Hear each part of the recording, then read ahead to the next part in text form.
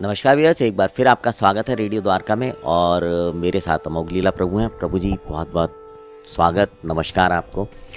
प्रभु जी, मन हमारा बड़ा परेशान रहता है, कोई इसका तरीका है जो शॉर्टकट है कि इसको जल्दी से शांत कर लिया जाए? वैसे तो होता क्या ना, जब लोग परेशान होते हैं तब पूछ रहे होते हैं कि जी परेशान मन को हम भला ठीक कैसे करें। आज जब आप परेशान नहीं थे तब क्या करते? कहते मस्ती, ये पार्टी गाइस। तब तो ये मस्ती खोरी कर रहे थे। तो इसलिए जब हम स्ट्रेस में नहीं है, तनाव में नहीं है, जब मन दुखी नहीं है, तब उस वक्त क्या आप कुछ आध्यात्म वाला कार्य करते हैं आप? हम तब कुछ करते नहीं। और फिर जब स्यापा आता है जीवन के अंदर, कष्ट आते हैं, दुख आते हैं, फिर जो है मन जो दुखी हो रहा होता है कहता है अब कोई तरीका बताइए जी। तो इसका एक तरीका तो यही है, हम ये जाने कि हमारी एवरीडे लाइफ में वी शुड ब्रिंग स्पिरिचुअलिटी। हमें भक्ति को इंक्लूड करना चाहिए। जब भक्ति हमारी एवरीडे लाइफ का हिस्सा बन जाती है, फिर जब दुख कष्ट वगैरह कहीं मन में आएंगे तो फिर मन ना उसको मैनेज करने में उसको आसानी होती है आज।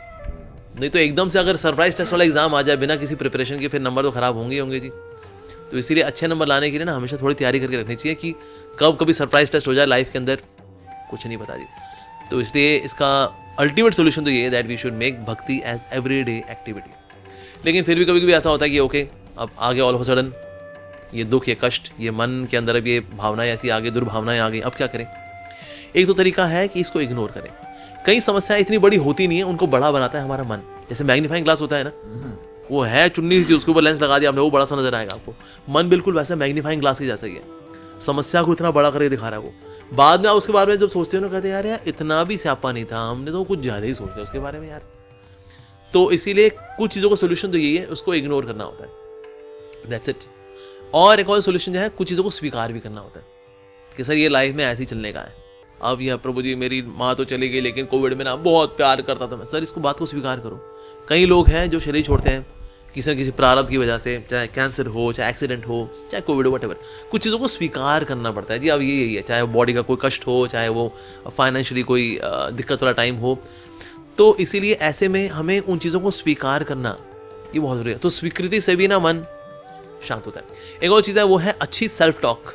मन के साथ अच्छी सेल्फ टॉक करनी, यानी मन से अपने आप को थोड़ा अलग करें। क्योंकि मैं मन की गोदी में बैठा हुआ हूँ तो इसलिए मन से प्रभावित हूँ। थोड़ा मन से अपने आप को डिटैच करें कि मैं मन नहीं हूँ, मैं मन के साथ रहता हूँ।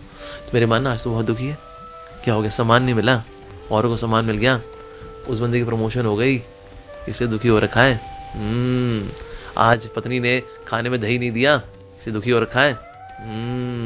आज तो बहुत कामुक है, किसको सोच सोच करके बार बार। तो इस तरह से ना हम एक अच्छी बातचीत करें उसके साथ। उसके लिए ऑफकोर्स आपको स्पिरिचुअल नॉलेज भी चाहिए ताकि आप अच्छी कोई बातचीत भी कर सकें। नहीं तो हम बातचीत करने के लिए कुछ होता भी नहीं मन के साथ। लेकिन अगर आप अच्छी सेल्फ टॉक मन के साथ कर लेते हैं ना, मन को शांति मिलती है उसी वक्त। It really helps. बाकी कुछ लोग ये भी करते हैं, हमारे मंदिर में आकर के कीर्तन में डांस कर लेते हैं भगवान के आगे। कहता प्रभु मैं थोड़ा दिक्कत हूँ, थोड़ा किनारे बैठ, मैं अभी कीर्तन में डांस करके आया। वो आए जी, वो दिक्कत ही गायब, दैट्स इट। तो अगर कोई भगवान के नाम का कीर्तन करे उससे बहुत फर्क पड़ता है। कुछ लोग हैं जो कि हरी कथा में आके बैठ जाते हैं, कहते हैं बड़ा तनाव चल रहा है जी, तो कथा में आके बैठ के कथा में भगवान का नाम, रूप, गुण, लीला सुनते सुनते अपना कष्ट वो तो चला ही गया जी, गॉन। तो इस तरह से भी मन को हम शांत कर सकते हैं। बाकी आप क्या खाते हैं उससे बहुत फर्क पड़ता है। अगर आप मांसाहारी हैं तो निश्चित रूप से आपको मन को वश में करने में दिक्कत होगी ही होगी, क्योंकि उसका तहसील ही ऐसी है उस खाने की। तो इससे आपका खाना कैसा है? शाकाहारी भोजन हो, भगवान को अर्पित हो, तो ऐसे अन्न से भी आपका मन शांत होता है। तो क्योंकि जैसा अन्न वैसा मन और वैसा जीने का ढंग। बहुत बहुत धन्यवाद प्रभु जी।